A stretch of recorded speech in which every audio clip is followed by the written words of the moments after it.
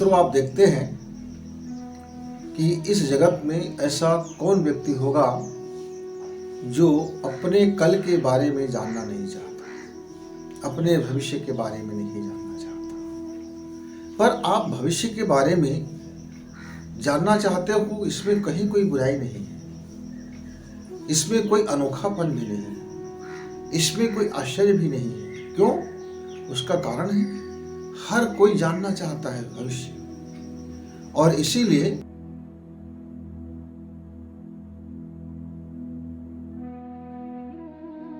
भविष्य बताने वालों की आप देखे होंगे कि तरह तरह के भविष्य वक्ता होते हैं, भिन्न भिन्न प्रकार के भविष्य बताते हैं, भविष्यवाणियां करते हैं। हस्तरेखा के माध्यम से आपके भविष्य का मूल्यांकन आकलन और करके आपको बताते हैं। अंक गणित है और आपका अलग अलग विधियां हैं, इसके ढेर सारी विधियां हैं। और आदमी चाहता है, कोई सबके बीच में चाहता है कि उसकी भविष्य कोई बता दे, कोई चुपचाप चाहता है, कोई एकांत में चाहता है। सवाल यह नहीं है कि आप भविष्य जानना चाहते हैं, सबसे मुख्य सवाल यह है मित्रों कि आप अपना कौन सा भविष्य जानना चाहते हैं और किसका भविष्य जानना चाहते हैं। इस शरीर का भविष्य जानना चाहते हैं कि आपके अंदर में जो रूह है उसका भविष्य जानना चाहते हैं कि आपका जो यह मनुष्य शरीर के बाद आप किस शरीर में प्रवेश करने वाले हो, या इस शरीर से सदा के लिए मुक्त हो जाएंगे। आखिर आप जानना क्या चाहते हैं? बहुत छोटी छोटी बातों को जानने के लिए आते हैं। हमें बड़ा दुख और निराशा होता है कि जब हमारा कोई युवा, जिनको अभी खेल खेलना चाहिए और अपने काम में इतना मशगूल होना चाहिए कि उनको सांसें लेने की भी फुर्सत ना हो, अपना शरीर वैभव बढ़ाए, अपनी संपत्ति बढ़ाए और अपना अध्यात्म बढ़ाए, अपना ज्ञान बढ़ाए, लेकिन इनके पास इतने वक्त होते हैं कि कभी इनके पास तो कभी उनके पास तो कभी उनके पास जाते रहते। क्या जानने के लिए कि मेरा भविष्य क्या है। पूछते क्या है, और आप पूछोगे तो वो बताएंगे कि मेरा कैसे लड़की से शादी होगा, क्या मेरा उनके साथ जीवन अच्छा चलेगा, मेरा कैसे लड़के से शादी होगा, क्या मेरा जीवन उनके साथ अच्छा रहेगा। अरे आपके अनुसार यदि वो लड़का रहेगा तो अच्छा रहेगा। आपकी अच्छा की परिभाषा भी बड़ा गजब का होता है। आपको जो मन भाए, आपका जो लाभ दे, आपके सारी खराबियों को माफ़ कर दे, माफ़ नहीं बल्कि वो तो बस उसको विशेषता समझे, आपकी तमाम बेवकूफ़ियों को वो बड़ी तारीफ़ करे, तब आपका फिर अच्छा लाइफ पार्टनर है। लेकिन टोक दे, रोक दे, आपके आलस्य को हटा दे, आपको एक्टिवेट करे, आपको थोड़ी सी चंगा करे, तो फिर बड़ी झंझट हो जाता है। कई मित्र आते हैं, व्यवसाय अभी शुरू किए हैं कि मेरा भविष्य क्या होगा। तो तुम्हारा भविष्य का मतलब क्या है? मेरा धंधा कैसा चलेगा, कितने इसमें आमदनी होगी, माने पैसे की गुड़ावा।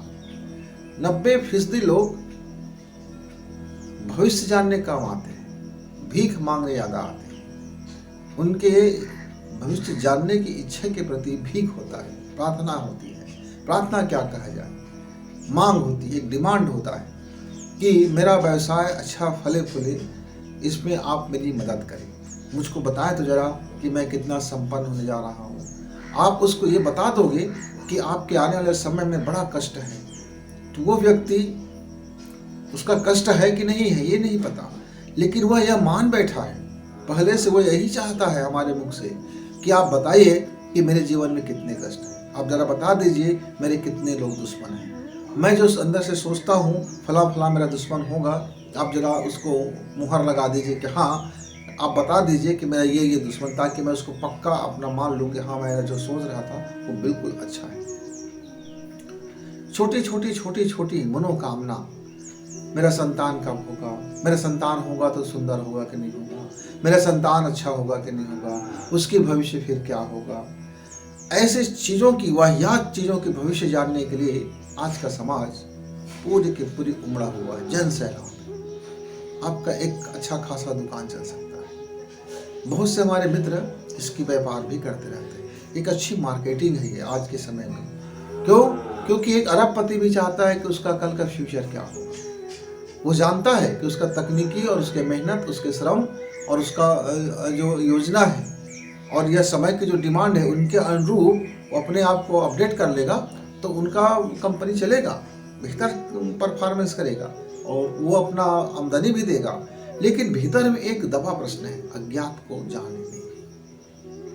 ये इशारा होता है ईश्वर की तरफ से कि आप अज्ञात को जान लेने की एक कोशिश करें, और यह अज्ञात को जान लेने की कोशिश करने के पीछे हमारा यही प्रयोजन होता है कि हम अपना मूल भविष्य को जान लें, वास्तविक उस भविष्य को जानें जिसके कारण हम यह पैदा हमारा हुआ है और हम भटक रहे हैं इधर उधर। लेकिन हमारा सारा भटकाव इस संसार में बने रह जाता है, हम अपने उन मूल प्रश्न की तरफ जाते ही नहीं। जब हमारे भीतर में आकांक्षा उठता है कि कल क्या होगा, प्रत्येक मनुष्य को पता है कि वह कल हमेशा एक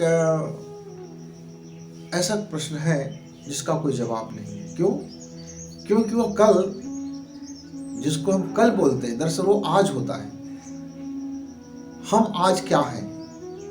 आज जो हम हैं, हम बीते हुए कल की अवधारणा है। आज जो हम बो रहे हैं अपना बीज, वो हमारा कल होगा। सबको पता है, 100% सबको पता है कि उसका कल क्या है, उसका भविष्य क्या है, उसके भविष्य में क्या है। पर उसके भीतर से उठने वाले आकांक्षा जो है और उसके मन में जो संदेह है, उनके मन में जो शंका है, उनके मन में जो जलन है, उनके मन में जो संदेह है, उसको वह प्रमाणित करा लेना चाहता है भविष्यवक्ताओं से, ज्योतिषियों से, साधुओं से, संतों से। और जिसका जीवन तपस्वी रहा है, जिसका जीवन जिसका कर्म ईश्वरमय रहा है, ऐसे ईश्वर के भक्तों से वह चाहता है कि उसका जो मन में जो बातें हैं वो पक्का है, आप जरा मुहर लगा दीजिए। और ऐसे लोगों की बड़ी भीड़ है मित्रों। लेकिन मैं जो चर्चाएं कर रहा हूँ, मैं इस चर्चा में उस अज्ञात के प्रति जो हमारी जानने की उत्सुकता है कि जिसको हम जान करके हम विराट में बदल जाए, क्या यह संभव है? क्या वह विराट को हम जान सकते हैं? या मेरा विराट कौन सा है? मैं ये जो शरीर दिखता है ये मैं हूँ या कि कुछ और मैं हूँ? आखिर मैं जिस भूतकाल से आया हूँ, जिस पास्ट टाइम से आया हूँ, जिस टाइम और काल के जो बीच का जो स्पेस है, जो जिस अवस्था से मैं आया हूँ, जिस शून्य अवस्था में जब हम चले जाते हैं, फिर वहाँ से हम इस समय चक्र में आ जाते हैं। और इस समय चक्र में आकर के जो हम अपना कर्म करते रहते हैं इस शरीर से, इस शरीर का कर्म और मन का कर्म और आत्मा की कर्म, हम 3 तरह के कर्मों में हम सदैव उलझे रहते हैं और लिप्त रहते हैं। इसीलिए हमारे भारतीय प्राचीन ऋषियों ने 3 को बड़ा महत्व दिया है, त्रिकोण को बड़ा महत्व दिया है। त्रिकोण के में एक ऐसा एनर्जी पावर आ जाता है कि वह त्रिकोण इस संसार के बड़े से बड़ी समस्याओं को समाधान करने में सक्षम होता है। ऊर्जाओं का 3 कोण और ऊर्जाओं का ये गमन जो होता है 3 कोणों की तरफ, भी बड़े शक्तिशाली होते हैं। इसीलिए 3 कोणों का, त्रिभुजों का, आकृतियों का, प्रतीक चिन्हों का बड़ा महत्व है। हम इस पर कभी चर्चा करेंगे। आज हमारा है मूल जिज्ञासा कि मेरा भविष्य कल क्या होगा। चाहे आप बच्चे हो, पढ़ाई करते हो, तो आप परीक्षा को लेकर के भविष्य जानना चाहते हैं, आप युवा हो गए हैं, आप अपने कारोबार को लेकर जानना चाहते हैं, आप नौकरी के भविष्य के बारे में जानना चाहते हैं, पर आप कभी ये नहीं जानना चाहते कि आपको जब नौकरी मिल जाएगी तो आप कितने हरामखोर होने वाले हो। आप कभी, किसी बच्चे ने मुझसे ये नहीं पूछा कि गुरुजी मैं ये काम धंधा, ये बिजनेस शुरू कर रहा हूँ, आप बताइए तो मैं भविष्य में कितना हरामखोर होने जा रहा हूँ और कितना मैं ज़्यादा घटिया सी ज़िंदगी जीने जा रहा हूँ, मैं कितना ज़्यादा बेईमानीपूर्वक ज़िंदगी जीने जा रहा हूँ, मैं कितना ज़्यादा धन कमाने के लिए अपना नैतिकता से गिरने जा रहा हूँ, मैं अपने निजी स्वार्थ को साधने के लिए मैं कितनी कमीना होने जा रहा हूँ। ये इन गुणों के बारे में वो जानना तो चाहता है, पर वह ऐसे नहीं जानना चाहता। वो कहता है कि कल मेरा भविष्य क्या होगा, मैं ज़रा संदेह में हूँ, जरा मेरी मदद कर दें। और यदि मैं उनको यह कह दूं कि कल आपका भविष्य बड़ी शानदार है, वो बड़े गदगद खुश हो जाएंगे। क्यों? क्योंकि वो यही सुनना चाहता है। जबकि मन के भीतर में एक विश्वास है कि उनका भविष्य अंधकार में है। उनके भीतर गहन विश्वास है कि उनका कल आने वाला समय बड़ा कष्टकर है। उनको गहन विश्वास है कि कल उनका फ्यूचर बहुत अंधेरा में है। पर इस विश्वास के बीच में वह यह भी आश्वासन चाहता है कि कल तुम्हारा भविष्य उज्जवल है, यह आप बता दीजिए, आप बता दीजिए। और भविष्य उज्जवल नहीं हुआ तो ताकि वह कह सके आप तो मुझको कल बताए थे कि मेरा कल का भविष्य बड़ा उज्जवल है, पर मेरा भविष्य तो बड़ा अंधेरा है, ताकि वो बोल सके। या आप यह बता दो कि कल आपका भविष्य तो बड़ा गटमट है, बड़ा अंधकार में है। तो फिर वो यह सोचकर बड़ा दुखित हो जाता है कि वो जो सोच रहा था वो बिल्कुल सच निकला। फिर वह हमसे कहता है कि हाँ, यह मुझको पूर्वाभास था, यह मेरे दिलों में कई दिनों तक बात था कि मेरे अंदर में कहीं मेरा भविष्य ऐसा मिस्टेक तो नहीं हो जाएगा, गटमट तो नहीं हो जाएगा। मित्रों, यदि आप मेरे युवा मित्र हैं, कामकाजी हैं, या बेकार हैं, या बेरोजगार हैं, या निठल्ले हैं, आलसी हैं, हर व्यक्ति अपने अपने अनुसार से अपना अपना समय को गुजारते हैं। कोई टाइम को पास करता है, कोई पास टाइम करता है, कोई अपना इस धन कमाने के लिए अपना पूरा जीवन लगा देता है, कोई प्रेम कमाने के लिए अपना पूरा युवापन निछावर कर देता है, कोई किसी काम के लिए, कोई किसी काम के लिए, कोई किसी काम के लिए।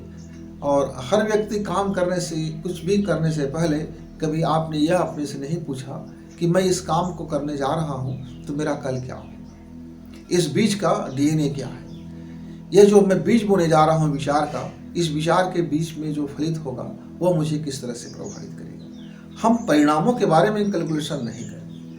हम चाहे जो भी कर्म करते हो, चाहे जैसा भी कर्म करते हो, कर्म की कोई भी कर्म हम क्यों न करते हो, हर व्यक्ति यही चाहता है कि कल उनका भविष्य उज्जवल।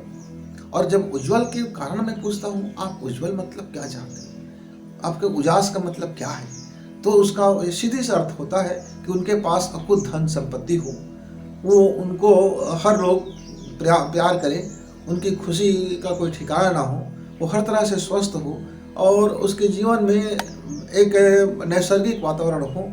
यानी एक कल्पना कर लेता है कि एक कहीं एक इंद्रलोक होगा और वहाँ सिर्फ ऐश्वर्य होगा, वैभव होगा और वहाँ नाच रंग होगा, वहाँ आनंद होगा। आनंद का परिभाषा ही इन्होंने अपनी ये जो फिल्म निकाल लिया है कि जहाँ सुरा और सुंदरिया, जहाँ लोग मस्ती है, कहीं कोई काम नहीं है, आलसी है, अव्वल नंबर का आलसी है और निकम्मे हैं और अपने आप को वो बस अहंकार और ईगो में पालने रहने वाले हमारे फिल्मीकरण बड़े हावी हैं। फिल्म में दिखाए जाने वाला जो स्वर्ग का जो दृश्य है हमारे युवाओं के मन में, हमारे बुजुर्गों के मन में, हमारे बच्चों के मन में बड़ी छाप छोड़ दिया है। वो उसी को समझता है। मित्रों, जबकि आपका स्वर्ग आपका घर है, आपकी आनंद आपके घर में है, आपका प्रेम आपके घर में है, आपका सुख आपके घर में है, आपका वैभव आपके घर में है, आपकी शांति आपका घर में है, आपका हर जो चीजें हैं वो आपके घर से शुरू होता है। क्यों? क्योंकि रूट है, जड़ है। जड़ आपका जितना शानदार होगा आपका भविष्य उतना ही शानदार होगा। तो आप जरा अपने भविष्य आप जानने आते हैं मेरे मित्रों, तो आप जितने भी जानने आए हैं आज मेरे, आप अपना अपना भविष्य जानने आए हैं, तो भविष्य जानने वाले मित्र जरा ये पूछ लीजिए, जरा अपने आप से पूछ लीजिए। मैं आपसे एक छोटा सा ही प्रश्न करता हूँ कि आपका भविष्य जानना क्या जरूरी है, कि यह जानना जरूरी है कि आज आप वर्तमान में क्या हो, क्योंकि जो आज आप वर्तमान में हो वही कल आप भविष्य में बनने वाले हो। जो आज आपका विचार है वही आपका कल का अतीत, जो आपका अतीत था वो आज आप हो, आज जो आप हो वो कल आप बनोगे। यह बिल्कुल प्रकृति का नियम है, इस नेचर का यह एक लॉ है। आप इस नेचर के लॉ को बदल नहीं सकते। आप में इतनी कुवत, इतनी सामर्थ्य नहीं है कि आप समय के उस पार चले जाओ। आप इतनी कुवत नहीं है कि आप इस प्रकृति के वातावरण को, यानी जो उसका नियम है, जो उसका मैग्नेटिक नियम है, जो उसका लॉ है, उसको आप चेंज कर सको। क्योंकि जब आप एक जगह के लॉ को चेंज करोगे तो पूरे ब्रह्मांड की लॉ को आपको चेंज करना पड़ेगा। पूरा ब्रह्मांड, जो कि अंतरिक्ष में इतने असंख्य तारे हैं जो मनुष्य की जगत को, मनुष्य से अभी गिनने के लिए सक्षम नहीं है। भविष्य में होगा भविष्य में गिन सकेंगे। भविष्य में हमारी यात्राएं बड़ी तीव्रगामी होगा। हम बहुत हाईटेक होने जा रहे हैं। अभी तो उसकी एक क ख ग स्टार्ट हुआ है, अभी ABCD अभी हमने तरक्की का शुरू नहीं किया है। हमारा जब कलयुग चरम पर होगा तब हम इन ग्रहों की यात्राएं ऐसे करेंगे जैसे एक शहर से हम दूसरे शहर की यात्राएं करते हैं। तब मनुष्य का जीवन शैली और उसका जीवन जीने का तरीका, उसकी खान पान, उनकी रहन सहन, सारी चीज़ बदल चुका होगा। मनुष्य का शरीर भी बदल चुका होगा। लगातार हमारा DNA हमें परिवर्तित कर रहा है, हमारे मनुष्यों को, शरीर को परिवर्तित कर रहा है, हमारी आदतों को परिवर्तित कर रहा है, हमारी सोच विचार को बदल रहा है, हमारे जीवन शैली को बदल रहा है, हमारी भाषाओं को बदल रहा है, हमारी मान्यताओं को बदल रहा है, हमारे जीवन की लक्ष्यों को बदल रहा है, हमारी रुचियों को भी बदल रहा है। हम लगातार बदलते जा रहे हैं। इतना परिवर्तन हो रहा है तेज गति से कि हम उस परिवर्तन में अपने आप को अपडेट नहीं कर पा रहे हैं, जिसके कारण से एक खालीपन आ जाता है। यह खालीपन हमें चिंतित कर देता है और हम अपने भविष्य को जानने के लिए समय बे समय, गाहे बगाहे चिंतित हो जाते हैं। तो मेरा युवा मित्रों से एक ही आग्रह है कि आप भविष्य की चिंता मत कीजिए, आज आप वर्तमान की चिंता कीजिए। चिंतन और चिंता दोनों को मिला के देखिए कि आज आपका वर्तमान कैसे आप भविष्य की बुनियाद रख सकते हैं। किसी ज्योतिषी से आप जाते हैं, चले जाइए, मैं आपको नहीं रोकूंगा। किसी भविष्यवक्ता से जा करके आप अपना भविष्य दिखाते हैं, चले जाइए, मैं आपको नहीं कहूँगा। लेकिन मैं तो यही कहूँगा, आपका भविष्य आपके हाथों में। जिस दिन आप अपने को बदलना शुरू करेंगे और जिस क्षण आप अपने को जिस चीज़ के लिए बदलना चाहेंगे, आपकी बदलाव वहीं से शुरू हो जाएगा। लेकिन आप यह मुगालते में मत रहना कि जो आपका अतीत था, जो आपने बीज बो चुका था, वह फलित नहीं होगा, वह वृक्ष नहीं बनेगा। कर्म फल का सिद्धांत अकाट्य है। यह आपके बस की बात नहीं मित्र कि आप उसको झुठला सको। आपके मानने और नहीं मानने से आपके कर्म फल में कोई बदलाव नहीं है। आप चाहे किसी भी धर्म, किसी भी जाति के हो, किसी भी उम्र के हो, जो नेचर का जो सिस्टम है वो उसके तहत आपको मिलेगा। तो आप पहले तो उसके लिए तैयार हो जाइए कि जो आपका अतीत था, उस अतीत का जो भी अच्छा है, बुरा है, जो भी कष्टकर है, प्रीतिकर है, वो सब आपको भुगतना पड़ेगा। जैसे कष्ट हमको भुगतना पड़ता है, वैसे ही जीवन में सुख को भी भुगतना पड़ता है। लोग जब सुख आते हैं तब उसको तो ये नहीं सोचते कि भाई ये सुख मेरा लिए बड़ा कष्टकारक है, क्योंकि सुख उनका प्रीतिकर हो जाता है। लेकिन उसी सुख में एक जो कष्टकारक जो चीज छिपा होता है कि उस सुख के उपरांत धीरे धीरे करके जब वो सुख चला जाता है तब दुख का, पीड़ा का क्षण आता है। और सुख का परिभाषा क्या है? सुख आप शरीर के सुख को बोलते हैं। जब शरीर के सुख से आप थक जाते हैं, जब शरीर आलस्य हो जाता है और तरह तरह की बीमारियां आ जाती हैं, तब फिर आप मन के सुख की तलाश में जाते हैं और मन भी बेचैन हो जाता है। तो फिर आप शरीर और मन दोनों के सुख में फिर आप पगलाए से फिरते रहते हैं। अपार संपत्ति होते हुए भी, जनमानस होते हुए भी फिर आपका सुख कहीं होता नहीं, फिर सुख को भोगना पड़ता है। भोगिए, आपने सुख कमाया जीवन भर, आप जीवन का 90% धन इकट्ठा करके शरीर के सुख के लिए आपने कमाया है, उसको भुगतना तो पड़ेगा। लेकिन आप धन के साथ साथ यदि ध्यान भी कमा लिए होते, धन और ध्यान यदि दोनों आप कमा लिए होते, तो मित्र आपको भविष्य जानने की किसी ज्योतिषी के पास, किसी भविष्यवक्ता के पास, किसी लोगों के पास जानने की आपको जरूरत नहीं है। क्यों? तब वह अज्ञात आपके सामने प्रकट होता। हमारे ईश्वर ने कोई चीज गुप्त नहीं रखा है। वो सब चीज सभी मनुष्यों के लिए, सभी प्राणियों के लिए, वह विराट शक्ति को, वह विराट पावर को, वह अनंत शक्ति को, वह दैवी वरदान को सबको दे दिया है पोटली के रूप में। वह आपके अंदर में एक ऐसी व्यवस्था कर दिया है कि जिस क्षण आप अपने को जानना शुरू करोगे, जिस क्षण आप अपने कर्म को जानना शुरू करोगे, जिस क्षण आप दृष्टा बनोगे, जिस क्षण देखने की आप में कुवत आएगी, जिस क्षण समझने की कुवत आएगी और जिस क्षण आप अपनी यात्रा में चलोगे, मैं की यात्रा में चलोगे, अपने अहम की यात्रा में चलोगे, मैं कौन हूँ, मेरा वास्तविक स्वरूप क्या है, मेरा मेरा यह शरीर धारण करने का उद्देश्य क्या रहा, मेरा यह एनर्जी क्या है, मेरे एनर्जी बनते कैसे हैं, मेरे एनर्जी काम कैसे करते हैं, फिर मेरा एनर्जी का मुझको जो प्राप्त हुआ है यह एनर्जी का मूल स्रोत क्या है, फिर यह एनर्जी फिर किस चीज़ों में बदल जाते हैं, ये कन्वर्ट होने का जो इनमें विशेषता है, ये जड़ से चेतन में आ जाता है, चेतन से फिर अचेतन में चला जाता है। तो जड़ से चैतन्य में आ गया। जब शरीर हमारा जब जीवित नहीं था, हम जड़ थे, उसमें एक स्फुरलिंग हुआ, मतलब ऊर्जा ने अपने आप को प्रकट किया और वह पीछे चेतना हो गया। हमारा हाथ पैर चलने लगे, सांसें चलने लगे और हमारी सारी ग्रंथियाँ काम करने लगे, हमारी कोशिकाएं काम करने लगे, हमारे रस रसायन अपना काम करने लगे। ये एक एनर्जी का ये अलग अलग पदार्थ विज्ञान अपने को प्रकट करके हमारे अंदर में जो चैतन्य शक्ति को धारण कर लेता है। तो आखिर यह चैतन्य शक्ति के पीछे या चैतन्य होने के पीछे आखिर इसका लॉजिक क्या है, मूल क्या है, कारण क्या है? अब जरा इसको समझने के लिए राजी हो जाए, थोड़ी सी आप संवाद करना राजी करें, खुद की ओर थोड़ा देखना शुरू करें और उसके बाद आपको समझ में आएगा कि यदि आप जिस प्रश्न के उत्तर में पहुंच गए कि जो ऊर्जा है जो अपने आप को जब फ्रीज कर लेता है, अपने आप को जब निष्क्रिय कर लेता है तो वह जड़ पदार्थ बन जाता है। फिर उस जड़ में भी ऊर्जा भरा होता है, हम उस जड़ पदार्थ का भी ऊर्जा का इस्तेमाल करते हैं। आपने आइंस्टीन से जरा मिल करके पूछ लीजिए कि जड़ पदार्थ का ऊर्जा कैसे चलता है। तो E बराबर mc² का जो उन्होंने भौतिक में सूत्र दिया मित्र, यह जड़ पदार्थ की अंदर में भरी हुई चैतन्यता की शक्ति है कि एक जड़ पदार्थ में भी, एक मीटर में भी, एक भौतिक पदार्थ में भी कैसी शक्तियाँ रहते हैं और उसका क्या हम उपयोग कर सकते हैं। ये जो सूर्य की प्रकाश आप देखते हैं यह भी ऊर्जा ही है, लेकिन यह भी एक जड़ पदार्थ है।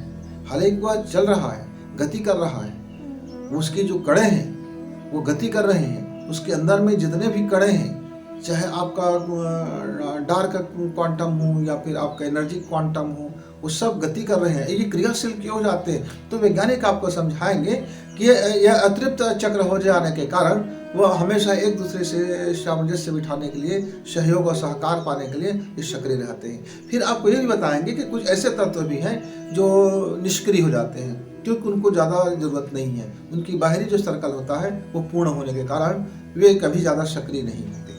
यानी जो व्यक्ति संतोषी है, जो व्यक्ति आत्मसंतोषी है, जिसको एक रोटी में ही जिसको परम आनंद है, वो व्यक्ति धन कमाने के लिए कभी क्रियाशील नहीं होगा। क्रियाशील नहीं होगा क्यों? क्योंकि उसकी तो लालसा ही नहीं है, उसकी तो इच्छा ही नहीं है, उसकी तो मनोकामना ही नहीं है। लेकिन जो व्यक्ति को बहुत जल्दी बहुत ढेर सारा धन चाहिए, वो बहुत ज़्यादा क्रियाशील होगा शारीरिक रूप से, और वो इतना क्रियाशील होगा कि जब उसको मनवांछित सफलता नहीं मिलता तो बेचैन हो जाता है, अंदर से वह हताश हो जाता है, अंदर से वह डिप्रेशन में आ जाता है, अंदर से वह कुढ़ जाता है, अंदर से वह तनाव से भर जाता है। और यही टेंशन, यही तनाव फिर यह जानने के लिए मजबूर कर देता है कि तुम्हारा भविष्य क्या है। हमारा ईश्वर बार बार इंगित करता है कि आप अपने भविष्य के प्रति सचेत हो जाओ, जानो अपना भविष्य जानो। क्या जानो? उस अज्ञात को जानने की कोशिश करो जो अभी आपको ज्ञात नहीं है। पर हम मनुष्य होते हैं तो छोटे छोटे दाल भात में लग जाते हैं, नमक मिर्च में लग जाते हैं, संतानों के में बारे लग जाते हैं, धन कमाने के बारे में पूछने लगते हैं, पढ़ाई के बारे में पूछने। जो हम करते हैं, हमारे हाथ में जो सफलताएं असफलताएं, हमारा बदलना नहीं बदलना, वो किसी भविष्यता के हाथ में बिल्कुल नहीं होता मित्र। मैं आपको कह दूं कि कल आप IAS अफसर बन सकते हो, लेकिन उसके लिए मेहनत कौन करेगा? मेरे बोल देने से आप IAS नहीं बन सकते, मेरे बोल देने से आप PSC आप टॉप नहीं कर सकते, मेरे बोल देने से आप 100 मार्क नहीं कर सकते। आपको भी सच्चाई पता है, फिर भी आप आते हो, यही पूछने आते हो कि आप में इतनी कुवत है कि नहीं। आपको स्वयं पर भरोसा नहीं है, और जिस व्यक्ति को स्वयं पर विश्वास न हो, वो भविष्य की सारी बातें जान लेने के बाद भी उसका कोई लाभ नहीं। क्यों? क्योंकि यदि आपके पक्ष में है तो आप अकर्मण्य बन जाओगे, और यदि आपके पक्ष में नहीं है तब आप हताशा और डिप्रेशन में आप बर्बाद हो जाओगे। यानी दोनों स्थिति में वो आपके लिए सही नहीं है। भविष्य जानना बिल्कुल आपके लिए सही नहीं है। आप वर्तमान को जानिए, वर्तमान में रहिए, अपना कर्म सुधारिए, अपना काम कीजिए, अपना सफलता के लिए अपना जो आत्मबल है उसको विकसित कीजिए। आत्मबल जब विकसित होगा, भीतर की ताकत विकसित होगा, आत्मविश्वास विकसित होगा, आपका चेतन विकसित होगा और चेतन अवधारणा विकसित होगा। आप बीज रूप को समझोगे, आप रूट में पहुंचोगे और जैसे जैसे आप अपने सामर्थ्य के संबंध में जानोगे, अपनी प्रखरता को जानोगे, अपनी ओजस्वता को जानोगे, अपनी वर्चस्वता को जानोगे, अपनी ब्रह्म तेज को जानोगे, अपने शरीर की शक्तियों को जानोगे, अपनी दैवीय अनुग्रह को जानोगे, अपनी दैवी शक्तियों को जानोगे, जब अपने प्रकाश पुंज को जानोगे, जब आप अपने को थोड़ा जान लोगे तो यह भविष्य के बारे में जानने की आपका फिर ऐसा आपको हंसी आएगा कि जैसे बच्चे मिट्टी के खिलौने के लिए जिद करते हैं और रोते रहते हैं और उनको ये बड़ा कीमती मालूम होता है कि वह एक टूटा हुआ मिट्टी का खिलौना उस बच्चे के लिए इतना कीमती हो जाता है कि आपके हीरे उसके सामने बेकार बेकार, कोई मतलब नहीं है क्योंकि जानता नहीं है हीरा के बारे में। सोना उसके लिए बेकार क्योंकि सोना जानता नहीं है। चांदी उसके लिए बेकार क्योंकि चांदी जानता नहीं है। कोई कीमती धातु नहीं जानता, उसके लिए बेकार है। वह मिट्टी का छोटा सा खिलौना, वह ढेले भर की मिट्टी का खिलौना उसको बड़ा प्रीतिकर है और वह जान लेना चाहता है कि मेरा ढेले का खिलौना कितना सुंदर रहेगा, इसका भविष्य क्या होगा।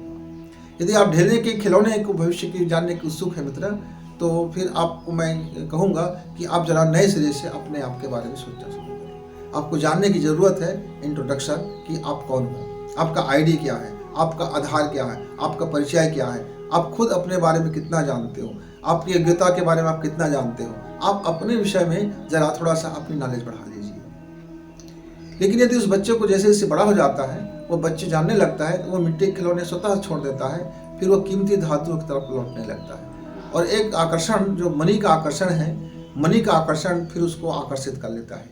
फिर उसका जीवन का सारा लक्ष्य मनी में हो जाता है और फिर मनी माइंड किसी चीज़ को फिर सोचने नहीं देता।